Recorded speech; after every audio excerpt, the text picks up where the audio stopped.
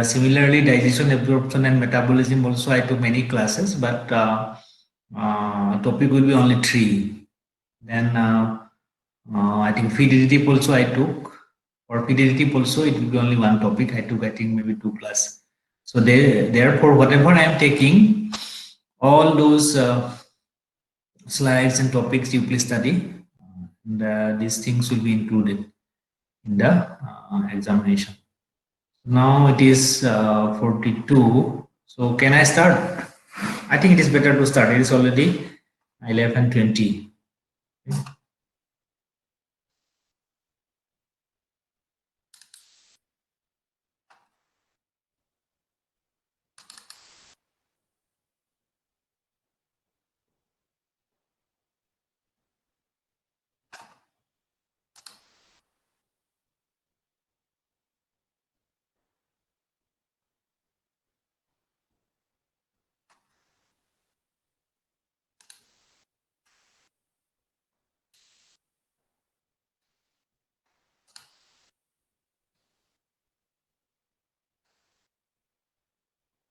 Is it visible?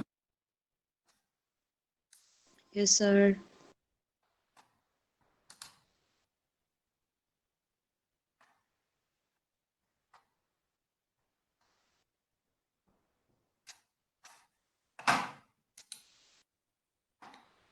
So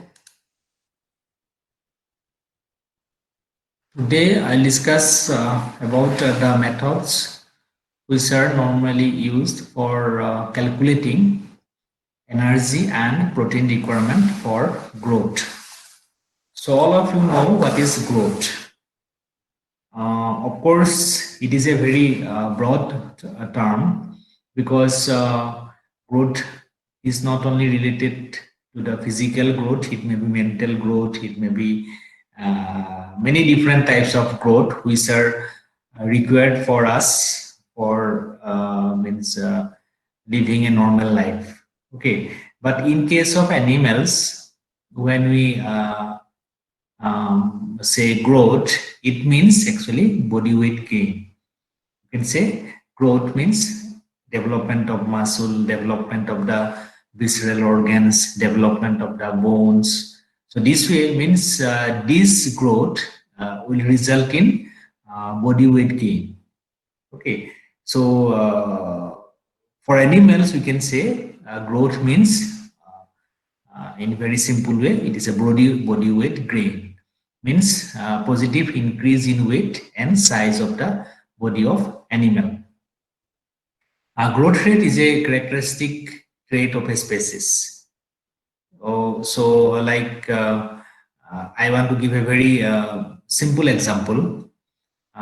In case of broiler, growth is very fast, whereas in case of layer, growth is not so fast. Like in case of broiler, by 42 days of age, we can get more than 2 kg body weight. But in case of layer, by 8 week of age, body weight may be hardly 70 to 80 grams. So therefore, we can say growth is a characteristics. It is genetical means growth is so much genetical. It is controlled by gene. However, environmental factor also affect growth rate of the animal. If we do not provide sufficient quantities of required nutrient, or if we do not provide good ration to the animal, in that case, definitely growth will be retarded. So, nutrition is the key for achieving maximum growth in animals. It is very much essential. And how we can calculate energy requirement for growth? There are two methods. One is feeding trial method, and another one is factorial method. Under feeding trial method, somebody.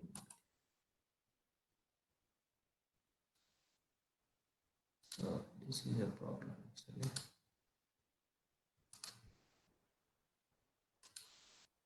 So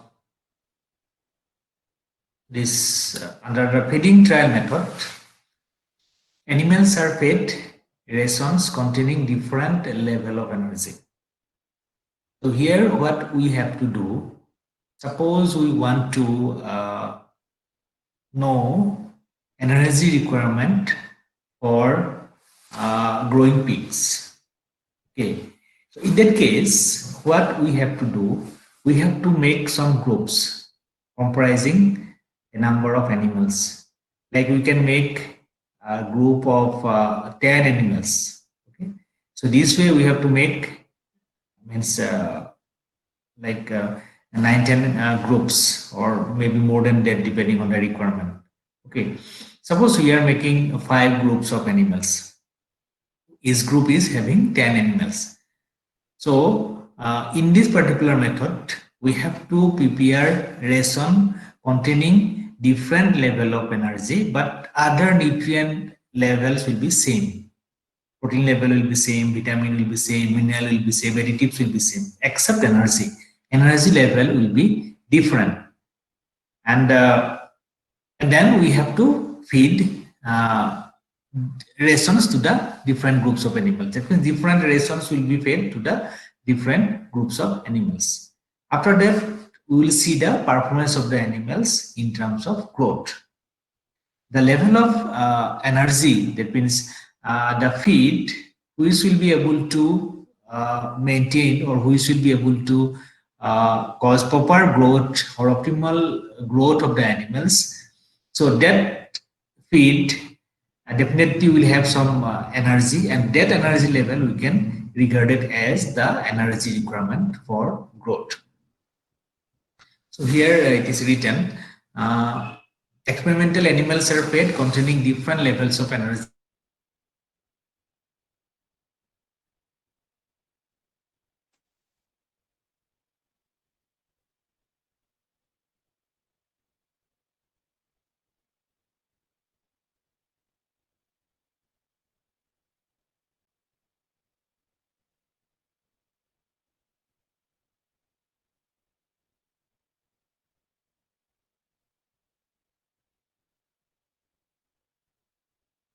Hello, sir. Level of energy which can sustain normal growth, which helps in normal growth of the animal as per their genetic potential. Okay, that and level of energy can be regarded as the energy requirement for growth. Okay, and by conducting the stability and or metabolic trial, the desired measure of energy may be obtained. That means here we have to feed the animal throughout their growing period. Okay, after that we have to critically observe their performance in terms of growth or in terms of, we can say, body weight gain. The feed, that is the level of energy which will be able to maintain normal growth or optimum growth without much deposition of body fat. Definitely there will be deposition of some body fat, means like means around the visceral organs or just below the skin there may be deposition of some fat, but there the animal should not be fatty. The animal should be healthy and there should be normal growth.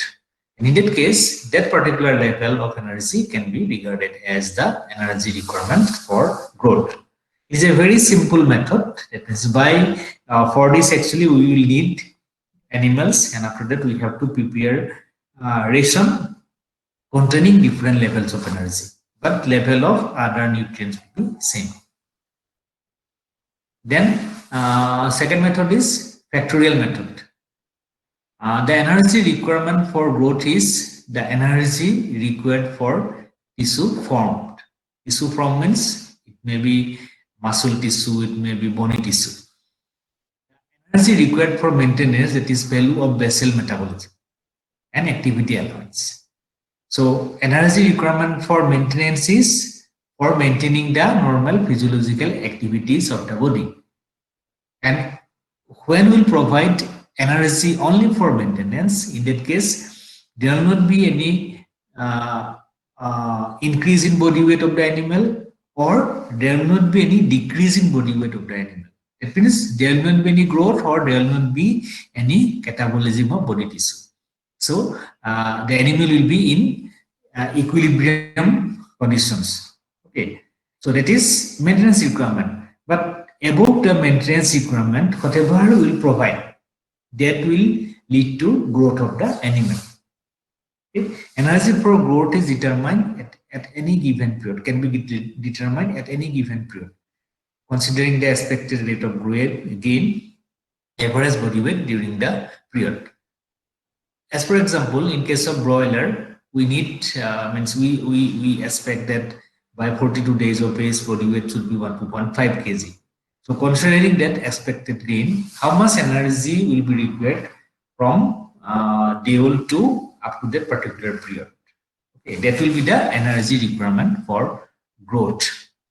Data of slaughter experiment provide the figure for computing the calories for expected rate of gain. So here it means what we can do. As for example, suppose in case of broiler, the whole sick body weight is 50 gram, and at 42 days of age, body weight is suppose 2.5 kg. So the whole sick body weight was 50 gram, and at 42 days it is 2,500 gram. It means 2.5 kg. So what was the body weight gain during this period? It was 2,450 gram, isn't it? It will be 2,450 gram. It means it may be growth of the muscle or bony tissues or visceral organs, whatever it may be. So what we can do, we can slaughter the animal, we can slaughter the bird at 42 days of age. After that, by mincing different parts of the body, we can analyze the carbohydrate content, the protein content, the fat content of the body. Okay, we can analyze the carbohydrate content, protein content, and fat content of the body, since these are the major nutrient. And along with this nutrient, actually energy is associated with. Okay, so after getting the percentages of carbohydrate, percentages of protein, and percentages of fat in the body tissues of the slaughtered animal. So on the basis of the growth rate, as I told you, growth was 2 kg 450 gram. So in that particular 2,450 gram body tissue, how much quantity of carbohydrate is present, how much quantity of protein is present, and how much quantity of fat is present, that can be calculated on the basis of the composition, of the basis of the percentages of carbohydrate, protein, and fat in the body tissues.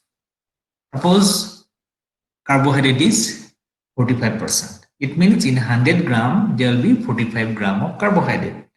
So in 2,450 gram, how much will be the carbohydrate? So that can be calculated. It is a very simple mathematics. So similarly, on the basis of the gain and on the basis of the percentages of different major nutrients in the body tissues, we will be able to calculate how much carbohydrate, how much protein, and how much fat is added or gained by the animal during that particular this 42 days period. Okay, so after that, if we calculate total energy by multiplying the nutrients with their calorific value, so that energy, that total energy will be the energy required for growth of that particular bird during that particular period. Okay. So this way we can calculate energy requirement for growth. Okay. So are you getting that? Like here, what we have to consider? We have to consider the body weight gain. After that, we should know the body composition in terms of carbohydrate. After that, we have to calculate the quantity of carbohydrate, quantity of protein, and quantity of fat. Then we have to multiply those values with calorific values, with their calorific value. In case of carbohydrate, calorific value is approximately 4 kilocalorie per gram. In case of protein is approximately 4 kilocalorie per gram, and in case of fat is 9 kilocalorie per gram. Okay, these are the physiological fuel value of carbohydrate, protein, and fat. So approximately we can assume that these are the calorific value of carbohydrate, protein, and fat. And after that, we will be able to calculate the total energy in that particular gain, body weight gain, and that will be the energy requirement for growth. And methods adopted to determine protein requirement for growth. Protein is required for development of body tissues, muscles,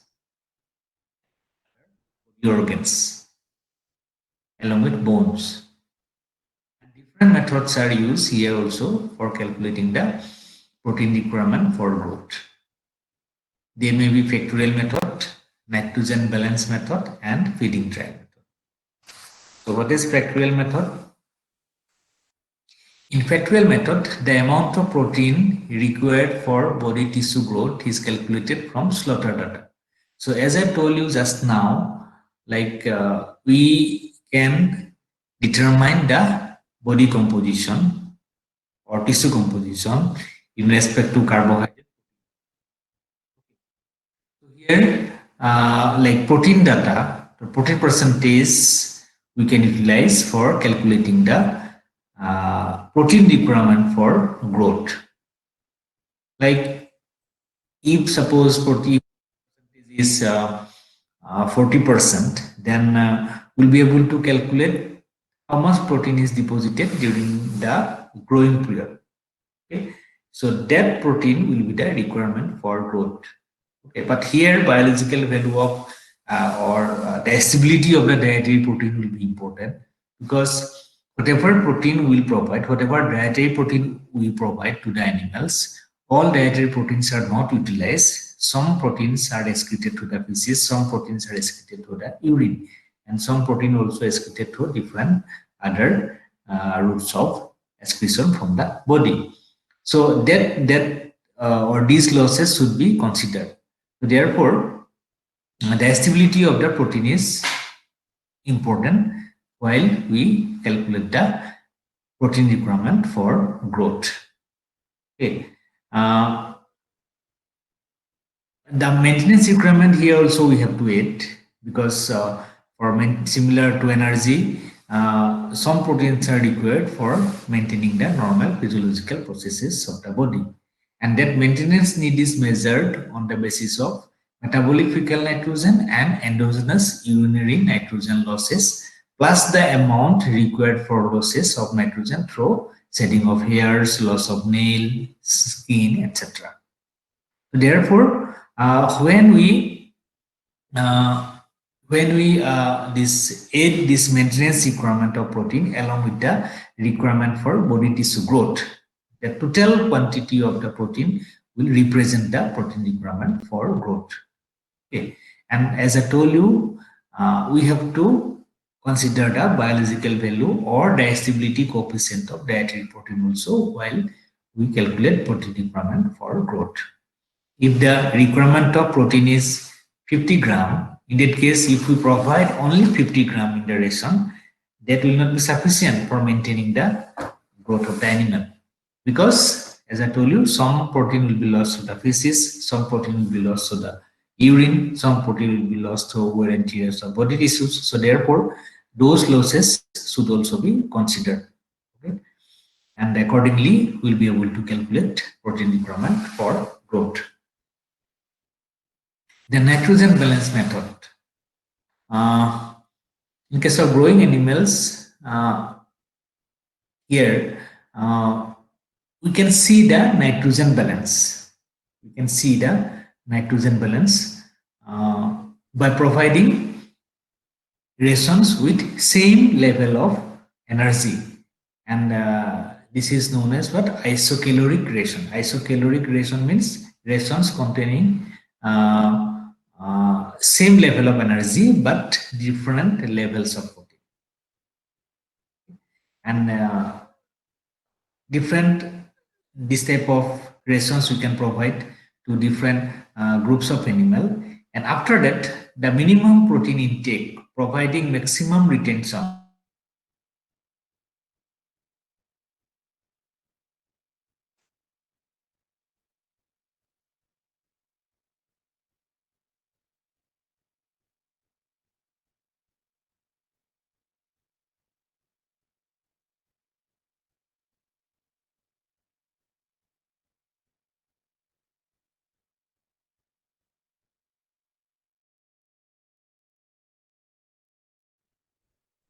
Animal where the performance is optimum or standard as per the standard, in that particular animal will measure the protein intake, and that protein intake will be the requirement for growth, means requirement for growth of that particular animal.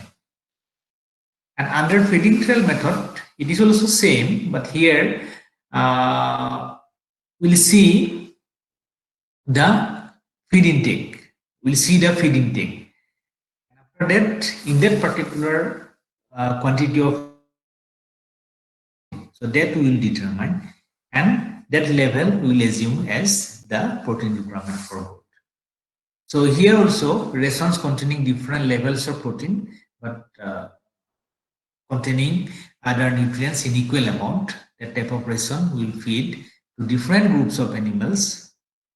More than it's like same type of animal will keep in different groups, and after that the level of feed intake will measure. Okay? And after that, in that particular intake level, the quantity of protein present that will be measured, and that quantity of protein will be the protein requirement for growth. And nature of growth can also be tested by slaughter test. So for assessing the nitrogen content, or for assessing the protein deposition or protein uh, growth during that particular period. Okay, so these methods are simple, but it needs time, and we must try to avoid the errors during feeding trial or during measurement. There may be some errors. If we can avoid those errors, whatever result we get, that result we can say is correct for that particular species of animal. So this is for this one, calculating energy requirement as well as protein requirement for growth. Okay, there is another presentation. This here.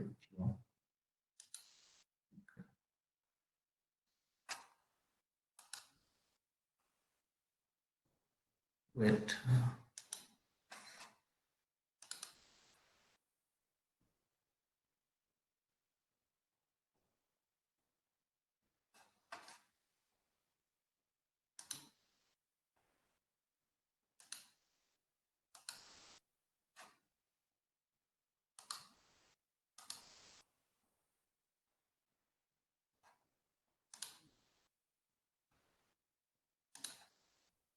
So this one is methods adopted for arriving at energy and protein requirement for reproduction, work, and productivity.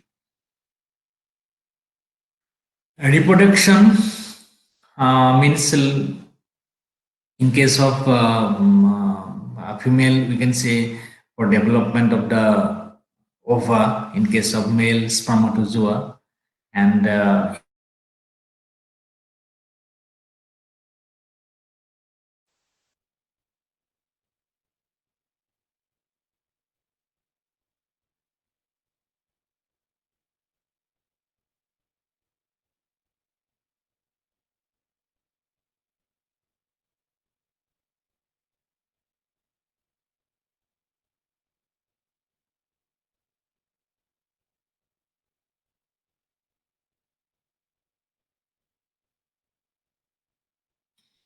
and for egg production for males, and for meat producing animals like broiler and pigs. Besides the maintenance requirement, uh, some extra protein and energy should be provided, and that will be the productivity requirement. And first, energy and protein requirements for reproduction. So how we can calculate energy and protein requirement for production of ova or spermatozoa. So here, nutrient requirements for the production of spermatozoa and ova are negligible.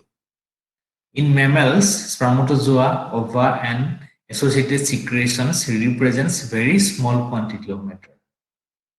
Adult male kept only for semen production required not more than a maintenance ration. Except in during the heavy breeding period, there may be need of some extra protein or there may be need some extra energy in the ration. But if we use normally an adult male for breeding purpose or for semen production, we no need to provide any extra energy and protein. And in case of female also, for normal adult female, we no need to provide any extra energy and protein. Okay, so unless the female is pregnant. In case of pregnant animal, definitely there will be need for extra energy and protein. But for adult male and female animals, there is no need of extra energy and protein for production of spermatozoa or ova. We can maintain them by providing a maintenance ration. Animals on sub-maintenance ration show some reduction in fertility. Of course, whatever nutrients are required, if we cannot provide uh, the nutrient in sufficient quantity in the ration, then definitely growth will be retarded, and accordingly, fertility of the animal will be. And it is manifested by decreased output of spermatozoa or by a smaller output of the accessory secretions. In females, continued underfeeding leads to a cessation of ovarian function. So repeat breeding is a very means it is a very major problem in the field. So it may also be associated with underfeeding in case of female. Okay. Methods adopted for arriving at energy and protein requirement for pregnancy. So here, in case of pregnant animal, requirement of energy and protein should be for maintenance, for growth, as well as for growth of the newborn. And for mammary gland development also, or placental growth or uterus growth also, there may be need of some quantity of energy as well as protein extra. But the major requirement during pregnancy will be for the fetal growth. And during this pregnancy period, particularly during the last trimester of pregnancy, there will be deposition of some fat also. Okay? But if we do not provide sufficient quantity of energy, in that case, there may be pregnancy catabolism of the body tissues. So, but if we provide sufficient quantities of energy, then there will be pregnancy anabolism. Pregnancy anabolism means there will be body weight will increase, muscle growth will be there, then there will be deposition of fat. So for maintaining, therefore, fetal growth, uterus growth simultaneously, placental growth simultaneously, mammary gland development simultaneously, as well as pregnancy anabolism, we have to provide some extra energy and protein above the maintenance requirement of the animal. And that is very much essential. That is very much essential. And it can be determined through slaughter study carried out during various stages of pregnancy. So there are three different stages of pregnancy: first trimester, second trimester, you can say third trimester. And usually during the third trimester of pregnancy, actually there is tremendous development of the fetus. And during the first and second trimester of pregnancy, we may not be required to provide extra energy and protein because there will be a very negligible growth of the fetus, as well as uterus, as well as placenta. Okay. So therefore, during the first and second trimester of pregnancy, we no need to think about the energy and protein level, because whatever we are providing, that means maintenance ration will be sufficient to them. But during the last trimester of pregnancy, there will be need of some extra energy and protein to maintain the growth of the fetus as well as growth of other organs. Okay? So what we can do, like slaughter studies means actually you have to slaughter the animal, pregnant animal, and after that we have to analyze whole body of the animal as well as whole body of the fetus, and then we have to measure like how much carbohydrate is present, how much protein is present, how much fat is present. So if we can calculate the total amount of carbohydrate, protein and fat, suppose during the third trimester of pregnancy. So after that, considering the calorific value of protein, energy and fat, we'll be able to calculate the energy content, and that will be the energy requirement for pregnancy. And considering the protein percentage, we'll be able to calculate the protein requirement for pregnancy. And of course, in case of protein, and you have to provide some extra because we have to consider the stability of the dietary protein. This is also important. The requirement of extra energy and protein for mammary gland development, which is more important during the later stages of pregnancy. There will also be requirement for live weight gain during pregnancy. Means beside fetal development, there will be some body weight gain of the mother of the pregnant animal also, and for that also we have to provide some extra energy as well as protein. Consequences of malnutrition during pregnancy. So what will happen if we do not provide sufficient nutrition? Then the fertilized egg may die at an early stage, embryo loss. Okay, that means animal although become pregnant, but that fertilized egg will die. The fetus may develop incorrectly and die. There may be stillbirth. Dead fetus may be reabsorbed in uterus or expelled before full term, that is abortion, and carried to full term, but it will be stillbirth. That means we will get dead fetus. Less severe malnutrition may reduce the birth weight of young. The ability of offspring may be diminished. So these will be the consequences of malnutrition during. Methods adopted for arriving at energy and protein requirement for lactation. So here, for calculating the energy requirement as well as protein requirement of lactation, we have to consider the milk production, that means quantity of milk produced, and protein and energy content of the milk. Okay. Efficiency of conversion of dietary energy as well as dietary protein into milk energy and milk protein. The energy requirement increases with the increase of milk fat level. The milk fat is usually adjusted to 4% fat equivalent. In simple way, you can say we calculated fat corrected milk. And what formula we can use? Calorie requirement per kg milk yield in metabolizable energy.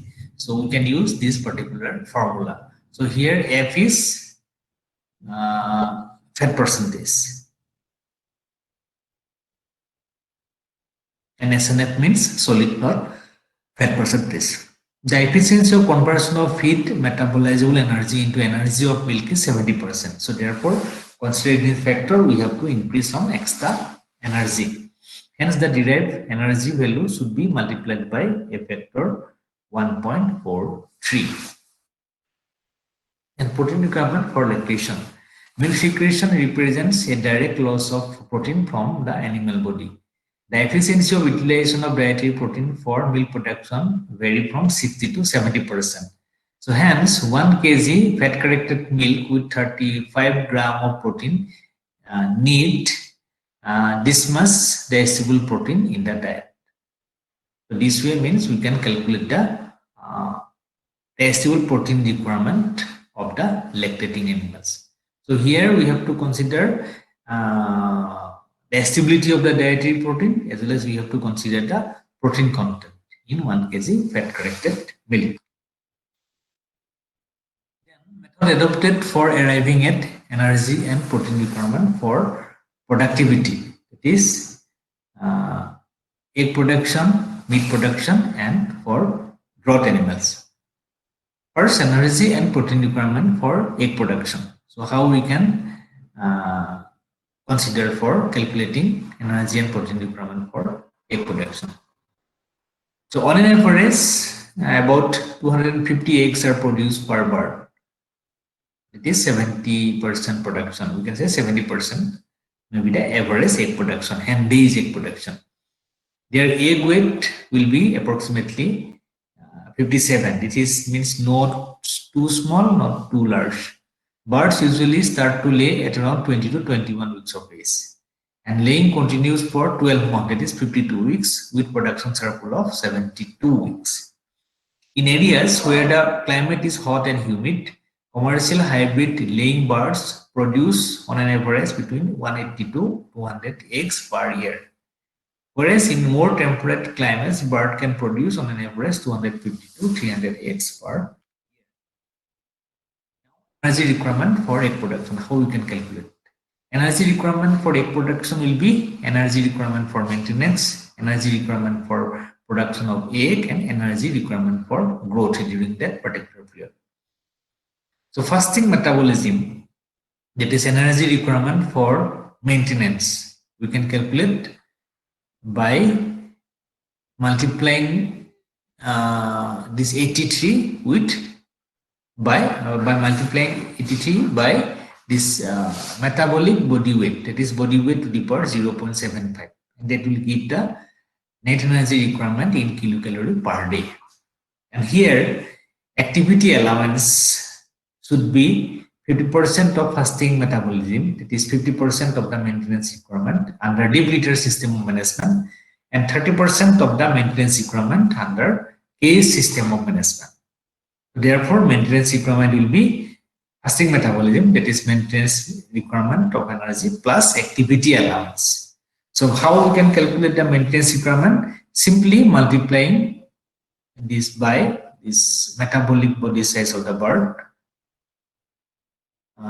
to this 83, we'll be able to calculate the energy requirement in terms of net energy. That means this 83 into metabolic body weight of the bird. Energy requirement for egg production now. This energy requirement for maintenance. Energy requirement egg production. On an average, egg contains 77 kilocalorie energy. If egg production is 70%, the efficiency of energy utilization for egg production is 68%, then energy requirement for egg production can be calculated by using this particular formula. 77 into 0.7 into divided by 0.68. This is the what efficiency utilization of dietary energy for milk egg production. 70 is 0.7 means this is egg production percentage, and this egg production, and this is the energy value of egg. So this will be the requirement per day. Then body weight. Body weight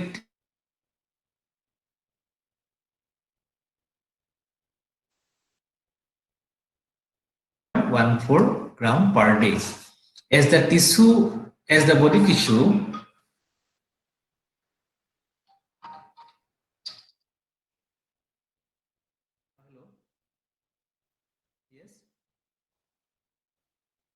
yes, yes, yes,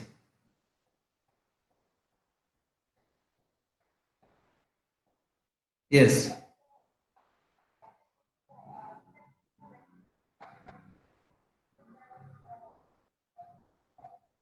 No, I think it is not decided. Only I think now about the UZ only it is going on. I think it will be informed. Mm.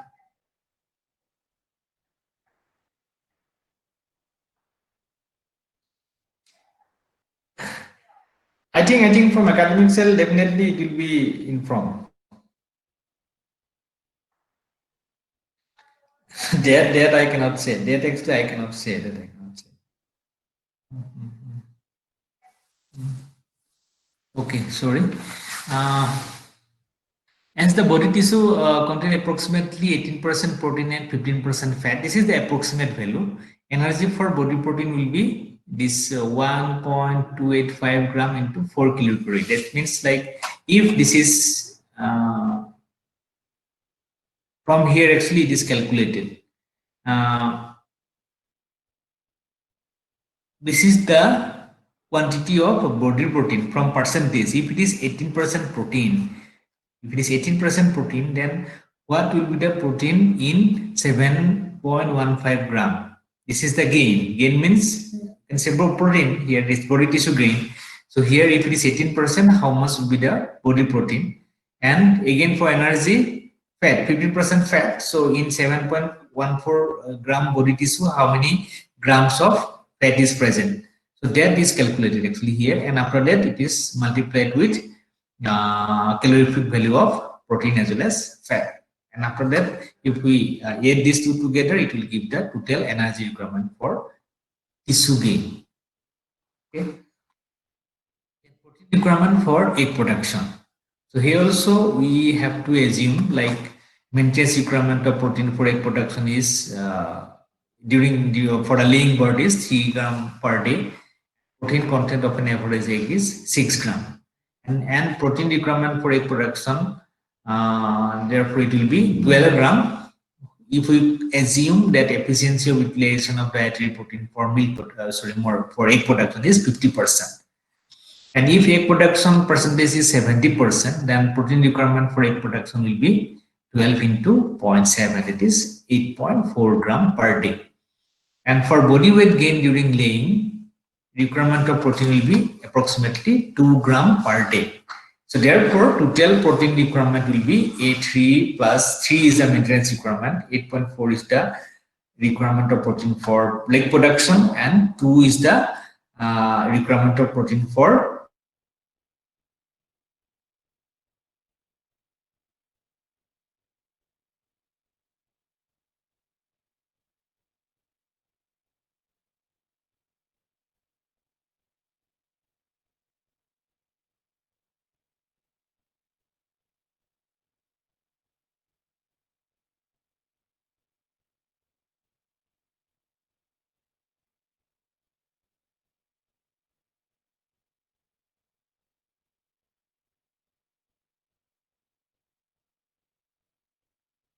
requirement for egg production, protein requirement for during that particular period.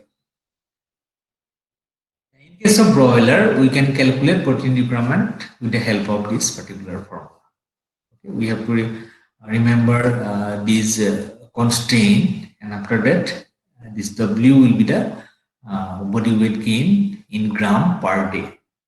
So why this 0.0016? It is gram protein needed per gram body weight, and 0.18 is tissue for tissue gain contain 18% protein, because body tissue contain 18% protein, and 0.07 is feeder weight constitutes 7% of body weight, and 0.82 is protein content of feeder is 82%, and 55.55 is efficiency of utilization of dietary protein.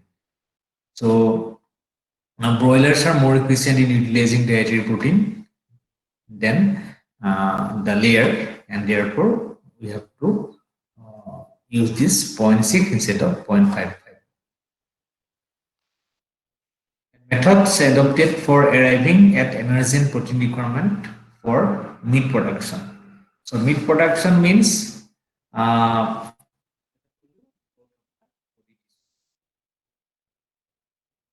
energy requirement we can use the factorial method here.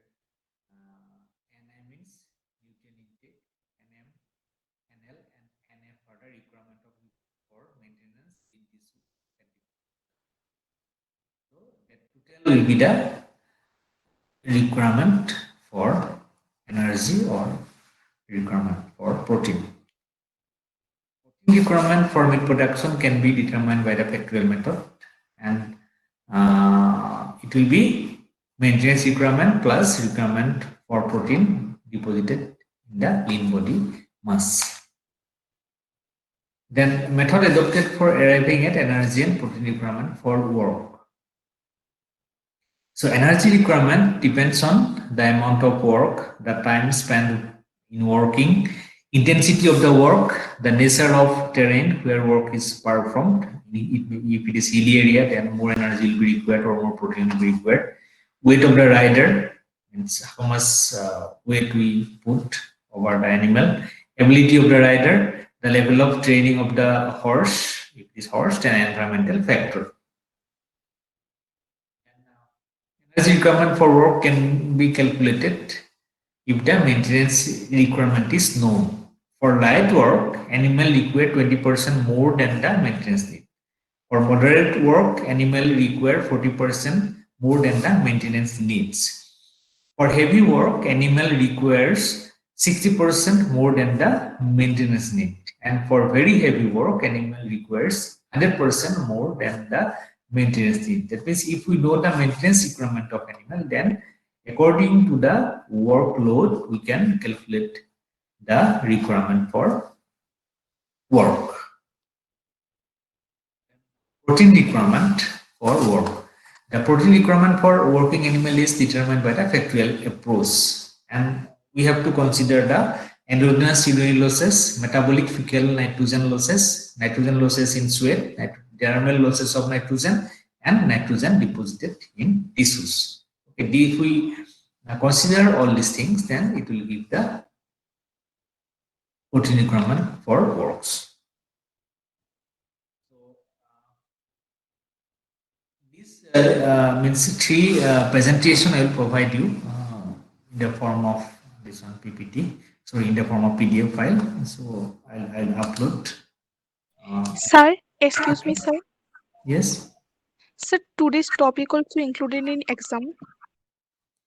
Today topic actually it is only one topic. No, like suppose this I have discussed. I think this two PPT today. No, and previously also one PPT was discussed. So this actually it is a only one topic actually.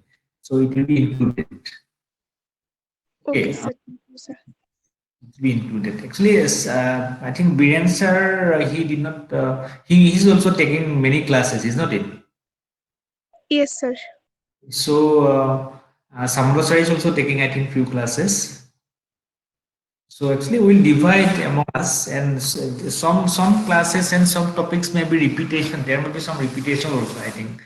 So anyway, actually, these things I think will be covered in this first internal assessment. Okay.